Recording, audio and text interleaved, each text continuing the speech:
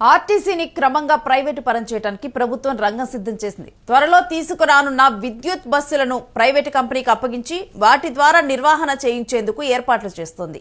ఇందుకోసం రాష్ట్రంలో 4 ఎకరాలకు పైగా స్థలం కలిగిన 12 ఆర్టీసీ డిపోలను ప్రైవేటు కంపెనీకి ఇవ్వడానికి ఎంపిక చేయగా ఇందులో ఉమ్మడి గుంటూరు జిల్లాలో గుంటూరు 2వ డిపో ఉంది.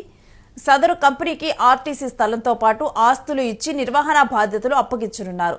సత్వరమే కంపెనీకి స్థలాన్ని అప్పగించడానికి ఏర్పాట్లు చేయాలని ఆర్టీసీ ఉన్నతాధికారులు ఈ నెల 4న ఉత్తర్వులు జారీ చేశారు. ప్రైవేటు కంపెనీ పూర్తిగా విద్యుత్ బస్సులతోనే నిర్వర్తించనున్నారు. ఇప్పటికే డిపో పరిధిలో ఉన్న బస్సులను సిబ్బందిని జిల్లాలోని ఇతర డిపోలకు కేటాయింపు ప్రక్రియ ప్రారంభమైంది. ఆర్టీసీలో విద్యుత్ బస్సులను ప్రవేశపెడతామని ప్రభుత్వం ఇటీవల ప్రకటన చేస్తున్న నేపథ్యంలో ప్రభుత్వ ఆధ్వర్యంలోనే నిర్వహించాలని అందరూ కోరుతున్న పెడచెవన పెట్టి పూణేకు చెందిన Pinnacle electrical mobility solutions private లిమిటెడ్కు అప్పగించారు. ఇందులో గుంటూరు 2వ డిపో ఉంది. ఈ డిపో పరిధిలో ప్రస్తుతం 105 బస్సులు ఉండగా వాటిలో 80 ఆర్టీసీవి, 25 హైర్ చేసుకున్నటువంటి బస్సులు ఉన్నాయి. కంపెనీకి డిపోను అప్పగించే ప్రక్రియలో భాగంగా ఇప్పటికే 60కి పైగా బస్సులను ఇతర డిపోలకు కేటాయించాలని తెలిసింది. అలానే రెగ్యులర్ సిబ్బంది 425 మంది, 125 మంది అవుట్సోర్సింగ్ సిబ్బందిని బదిలీ చేస్తున్నారు. ఆర్టీసీ డిపో పరిధిలో ఉన్న 4 ఎకరాల స్థలం సహా డిపో మొత్తాన్ని గంపగుత్తగా సదరు కంపెనీకి అప్పగించనున్నారు. ప్రస్తుతం డిపో కార్యాలయం ఉన్న స్థలంలో ఇప్పటికే ఉన్న నిర్మాణాలను ప్రైవేటు కంపెనీకి అనుకూలంగా మలిచి ఇవ్వాల్సిన బాధ్యత ఆర్టీసీనే తీసుకుంది. ప్రైవేటు కంపెనీ బస్సులు సిబ్బందిని పెట్టి నిర్వహణ మాత్రమే చూస్తుంది.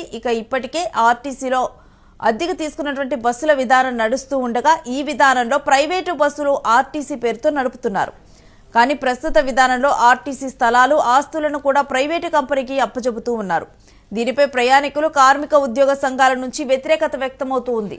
ప్రభుత్వమే ఎలక్ట్రిక్ బస్సులను నిర్వహించాలని సిఐటియు జిల్లా ప్రధాన కార్యదర్శి డి లక్ష్మీనారాయణ డిమాండ్ చేశారు. ప్రైవేటు కంపెనీకి అప్పగించడం సరికాదన్నారు. సోమవారం గుంటూరులో విలేకరులతో ఆయన మాట్లాడుతూ అన్ని ఏర్పాట్లు ప్రభుత్వం చేసి డిపోను పినాకిల్ కంపెనీకి అప్పగిస్తుందన్నారు. Electric బస్సులన్నీ air కండిషన్తో నడుస్తాయన్నారు. అలాంటప్పుడు స్త్రీ శక్తి పథకం వంటివి ఇతర సబ్సిడీలు అమలయ్యే అవకాశం ఉండదన్నారు. ముఖ్యంగా డిపోను ఆస్తులతో సహా పూర్తిగా ప్రైవేటు కంపెనీలకు అప్పచెప్పడం ఆర్టీసీ మనుగడకు ప్రమాదకరమని చెబుతున్నారు. భవిష్యత్తులో ప్రభుత్వ రవాణా రంగం నిర్వీర్యం అవుతుందని, ప్రజలపై భారాలు పడతాయని, లాభాలన్నీ ప్రైవేటు కంపెనీకి వెళతాయని అన్నారు. ప్రభుత్వం నిర్వహిస్తే ప్రభుత్వాలకే లాభం వస్తుందన్నారు. రాష్ట్రం మొత్తం 750 విద్యుత్ బస్సులు మంజూరు చేయగా గుంటూరుకు ఎన్ని కేటాయిస్తారో స్పష్టత లేదని, పినాకిల్ కంపెనీకి డిపో ఆస్తులను లీజుకు ఇస్తున్నారా, మరే విధానంలో అయినా ఇస్తున్నారా, ఈ విషయంలో కూడా స్పష్టత లేదని అన్నారు.